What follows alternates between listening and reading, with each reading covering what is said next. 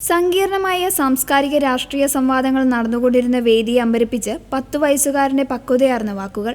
Turning point USA Missouri state യൂണിവേഴ്സിറ്റിയിൽ സംഘടിപ്പിച്ച ചർച്ചാ പരിപാടിക്കിടെയാണ് ബില്ലിംഗ്സിൽ നിന്നുള്ള ബ്രൈസ് എന്ന ബാലൻ തന്റെ പൗരോഹിത്യമോഹം പങ്കുവച്ചത്.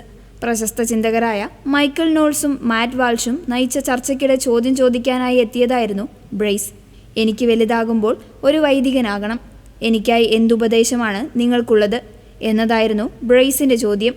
എന്തുകൊണ്ടാണ് പൗരോഹിത്യം തിരഞ്ഞെടുക്കാൻ ആഗ്രഹിക്കുന്നതെന്ന് മാറ്റ് വാൾഷിന്റെ ചോദ്യത്തിന് ദൈവം എന്നെ വിളിക്കുന്നത് കൊണ്ടെന്ന് മാത്രമായിരുന്നു ബ്രൈസിന്റെ ഉടനടിയുള്ള മറുപടി.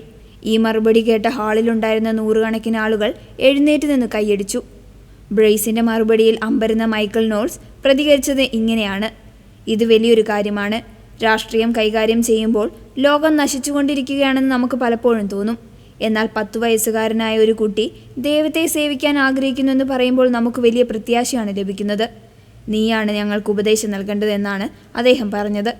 മാറ്റ് വാൾഷ് ബ്രൈസിന് നൽകിയ ഉപദേശം ലോകം മുഴുവനുമുള്ള ആളുകൾക്കൊരു പാഠമായിരുന്നു. മിക്ക ആളുകളും എനിക്കെന്ത് വേണമെന്നാണ് ചിന്തിക്കാറുള്ളത്. എന്നാൽ ദൈവം എന്നെക്കൊണ്ട് എന്ത് ചെയ്യാൻ ആഗ്രഹിക്കുന്നുവെന്നാണ് നീ ഇപ്പോൾ ചോദിക്കുന്നു.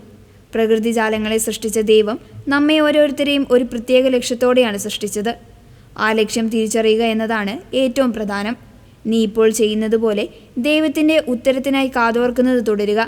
2 മണിക്കൂർ നീണ്ട ചർച്ചകൾക്കൊടുവിൽ അന്നത്തെ രാത്രിയിലെ ഏറ്റവും വലിയ ജ്ഞാനം ലഭിച്ചത് ഒരു കുട്ടിയിൽ നിന്നാണെന്ന് മൈക്കിൾ നോൾസ് വിശേഷിപ്പിച്ചു. ദൈവം എന്നെ വിളിക്കുന്നുവെന്ന ബ്രൈസിന്റെ ലളിതമായ മറുപടി ഏതു പണ്ഡിതന്റെ വാക്കുകളെക്കാളും ആഴമുള്ളതാണെന്ന് അദ്ദേഹം കൂട്ടിച്ചേർത്തു.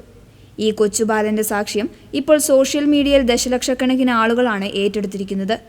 പൗരോഹിത്യത്തിലേക്കുള്ള ബ്രൈസിന്റെ യാത്രയിൽ ദൈവാനുഗ്രഹം നേർന്ന പ്രാർത്ഥനയോടെ കാത്തിരിക്കുകയാണ് സഭയും ലോകവും.